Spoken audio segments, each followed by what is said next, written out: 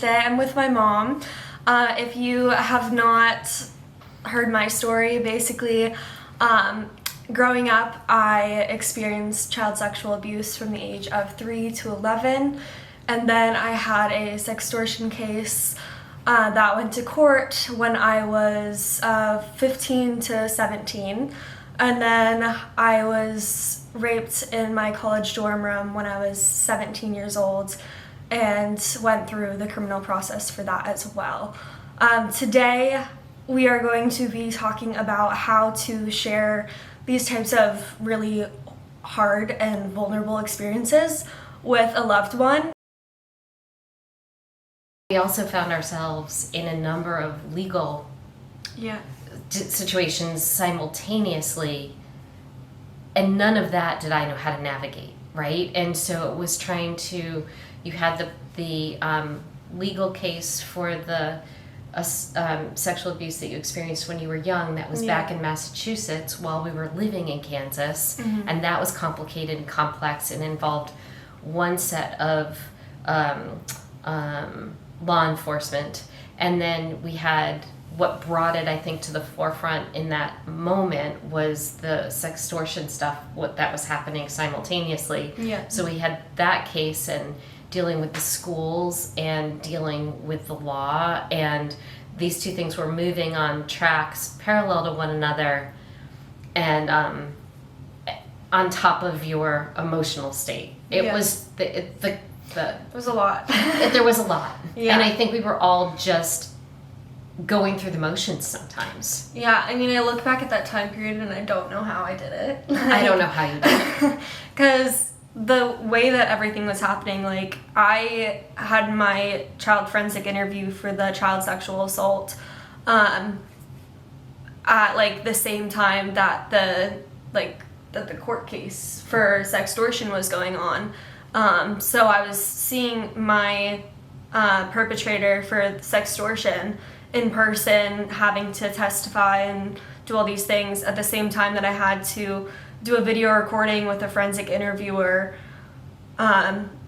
with people behind the glass, the one-way glass, like watching my interview. It was just, there was so much, and I was extremely emotionally depleted, and having then my perpetrator for the sextortion be going to my school and having to deal with being terrified at school every day, and then his suspension and everything from there, then graduating early. It was just so much all at once, and I don't know. Yeah, and I think that's why the book for me was helpful, because in those couple of years, it was really just like putting out fires all the time, right? And everybody was sort of emotionally wound.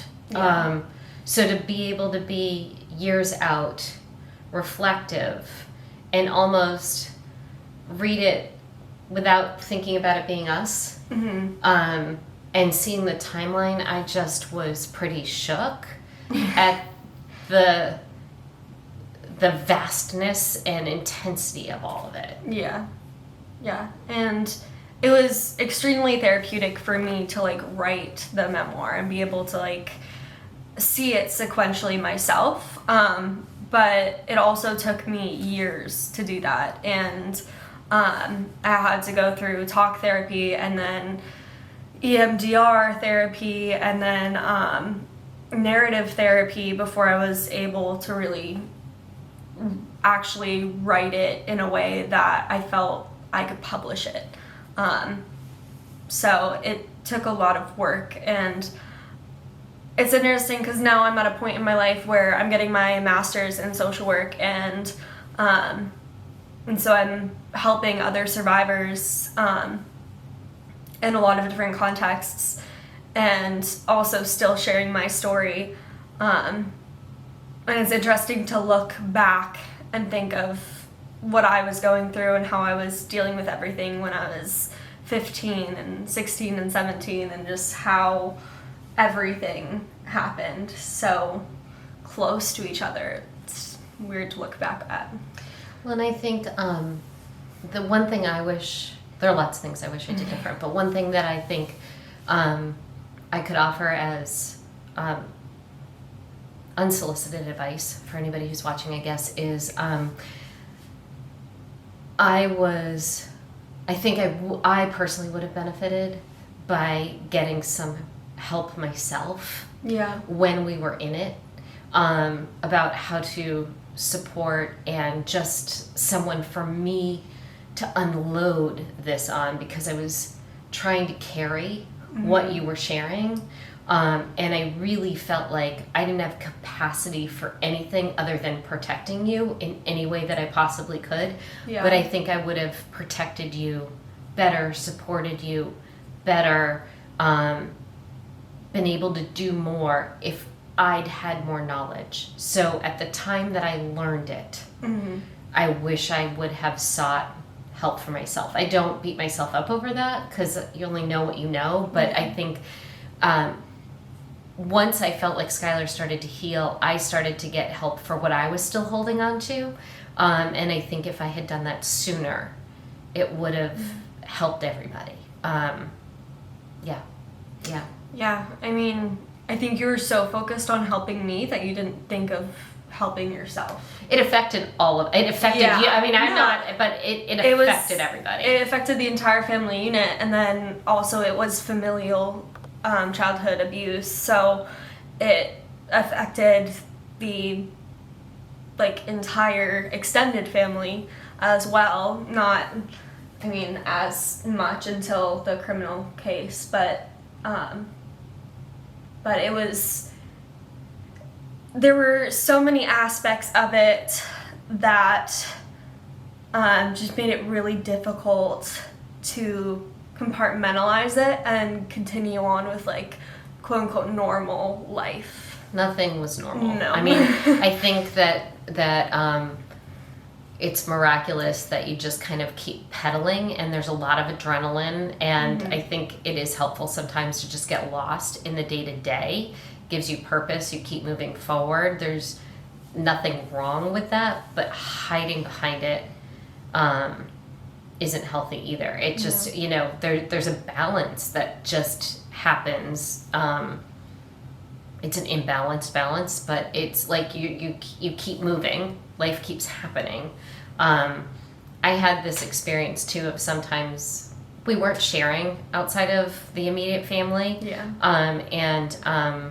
So I did have an experience of kind of crawling back into the cocoon of just our nuclear family, because I felt like the biggest thing that was happening in my life was something that I was keeping quiet about in protection of my daughter. And so we were all a little broken, or a lot broken. And it made it really hard to maintain friendships and relationships and be present in, the sort of fun, trivial aspects of everyday life, because life just felt heavy. Yeah. It felt like a mask that we were all wearing for a really long time. For sure. And you wore it longer than anybody.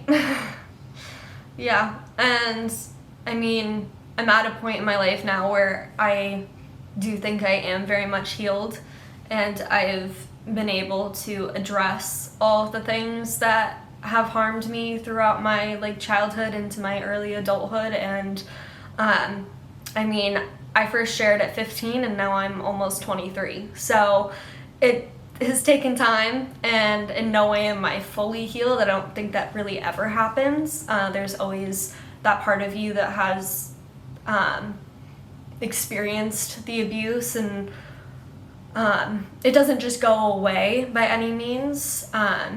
But when I think about it now, I'm not immediately sad or super angry. I'm just that is a part of my life, and while I wish it never happened, without it, I wouldn't be the person that I am today.